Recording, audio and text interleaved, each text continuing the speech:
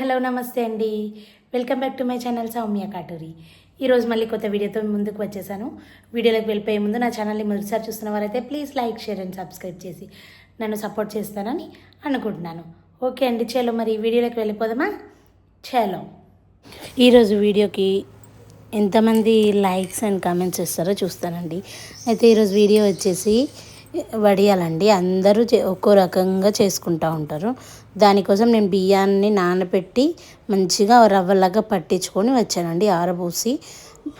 తర్వాత పచ్చిమిరపకాయలు, జీలకర్ర, ఓమ, చూడండి అల్లము, కొత్తిమీర ఇవన్నీ కలిపి మంచిగా మెత్తగా పేస్ట్ చేసుకున్నానండి. ఆ పేస్ట్ని నేను ఆ రవ్వలో వేసేసి ఒక గ్లాస్ రవ్వకి 6 గ్లాసుల నీళ్ళ దాకా వేసేసి బాగా బాయిల్ చేసుకున్నానండి. ఆ పేస్ట్ని చూడండి ఇలా మెత్తగా కాకుండా బరకగా గ్రైండ్ చేసుకున్నాను. చూడండి 2 గ్లాసులు, ఎన్ని గ్లాసులు పోసుకున్నానో చూపిస్తాను. అలా నేను నా దగ్గర ఒక 5-6 గ్లాసుల దాకా రవ్వ అయిందండి. అయితే ఒక గ్లాస్కి 6 గ్లాసుల నీళ్ళు, 1 2 3 4 5 అండ్ 6 ఇలా 6 గ్లాసుల నీళ్ళు వేసేసుకున్న తర్వాత ఇంకా కావాలంటే కూడా ఎక్కువ కూడా యాడ్ చేసుకోవచ్చండి. మనం తీసుకున్న పిండిని బట్టి మన వాటర్ని మనం యాడ్ చేసుకోవచ్చు. నేను 3-4 గ్లాసుల పిండి దాకా తీసుకున్నానండి. 4 గ్లాసులకి ఎన్ని గ్లాసులు? 16 గ్లాసులు కన్నా ఎక్కువగానే పట్టింది. దానికి సరిపడా ఉప్పు వేసుకున్నాను.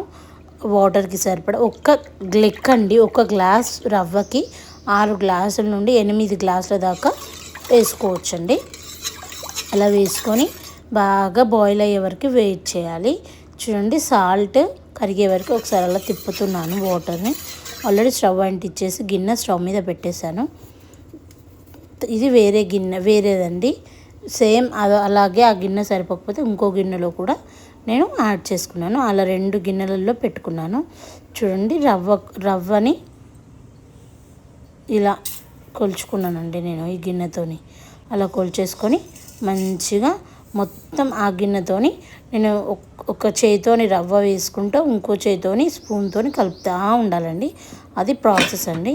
బాగా బాయిల్ అయ్యే వరకు ఇలా మూత పెట్టేసుకొని బాయిల్ అయ్యే వరకు వెయిట్ చేయాలండి. తర్వాత నేను 3 రకరకాల colours, red, green and orange, 3 colours నేను ఫుడ్ కలర్స్ తీసుకున్నానండి. ఆ ఫుడ్ కలర్స్ని కూడా మనం రవ్వ యాడ్ చేసేటప్పుడు మనం తీసుకోవాలి. చూడండి, వాటర్ బాయిల్ అవుతున్నాయి. వాటర్ బాయిల్ అయిన తర్వాత మనం ముందుగా రెడీ చేసుకొని పెట్టుకున్న పేస్ట్ని అందులో యాడ్ చేసేస్తున్నాను. నువ్వులు కూడా యాడ్ చేసుకోవచ్చండి దీంట్లో. మన ఇష్టం అండి, మన టేస్ట్కి తగ్గట్టుగా మంచిగా డిఫరెంట్ ఫ్లేవర్స్, డిఫరెంట్ మసాలాస్తో మనం మంచిగా వడియాలు చేసుకుంటే ఇంట్లో ఎంతో హెల్తీ అండ్ ఆరోగ్యానికి కూడా ఎంతో మంచిదండి. బయట నుండి తెచ్చుకున్నవి అంత హెల్తీగా ఉండవు, ఇంత టేస్ట్ అయితే ఉండవండి. చాలా హెల్తీ అండ్ టేస్టీగా ఉంటాయండి. నూనె కూడా చాలా తక్కువగా పడుతుంది. చూడండి, నేను రవ్వని తీసుకొని కొలుచుకొని దానికి సరిపడా రవ్వ అందులో యాడ్ చేస్తున్నాను.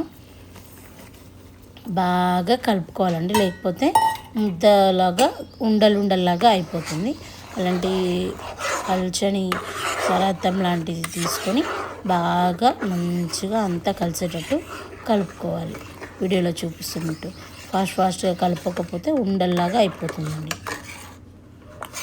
చూడండి, బాగా కలిపాను. ఇలా మంచిగా ఉప్మాలాగా అవుతుందండి. సేమ్ మరీ గట్టిగా కావద్దు, అలా అని చెప్పి మరీ మెత్తగా కూడా ఉండొద్దు. మీడియం లాగా ఉన్నప్పుడు మనం స్టవ్ ఆఫ్ చేసేసి పక్కన పెట్టేసుకోవాలి. తర్వాత నేను ఫుడ్ కలర్ తీసుకున్నానండి. ఆ టైంలో కొంచెం జారులాగా ఉన్నప్పుడే నేను కొంచెం ఫుడ్ కలర్ లాగా తీసుకొని, ఏదైనా ఒక ఫుడ్ కలర్ తీసుకొని అందులో వేసేసి కలిపేసుకోవాలండి. అంతే. నాకు కొంచెం సరిపోయినట్టు అనిపించలేదు, ఇంకా కొంచెం కూడా యాడ్ చేసుకున్నాను.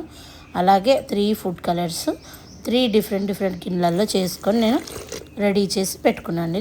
అలా కాకపోతే మీకు వేడిగా అనిపిస్తే ముందే మనం కొలుచుకొని పెట్టుకొని ఒక గ్లాసెడ్ వాటర్ అందులో వేసేసుకొని కొన్ని వాటర్ని మనం బాయిల్ చేసుకొని ఇలా రవ్వని కలిపేసుకొని ఈ కలిపిన రవ్వని కూడా మనం అందులో బాయిల్ అవుతున్న వాటర్లో యాడ్ చేసుకోవచ్చండి. ఇది కూడా ఒక రకం అండి. ఇది ఒక డిఫరెంట్ టైప్, కొంచెం ఈజీగా ఉంటుంది ఆ ప్రాసెస్ కన్నా. ఈ మంచిగా అనిపించిందండి నాకు కూడా ఈ ప్రాసెస్, ఈజీ వే. ఇలా అయిపోయిన తర్వాత కొంచెం చల్లారిన తర్వాత మనం ఇలా ఒక్కోటి వడియాల్లాగా పెట్టుకోవడమేనండి. మా వడియాలు ఎలా ఉన్నాయో చూసేసి తప్పకుండా కామెంట్ బాక్స్లో కామెంట్ చేయండి. Thank you for watching my video. Please subscribe and support.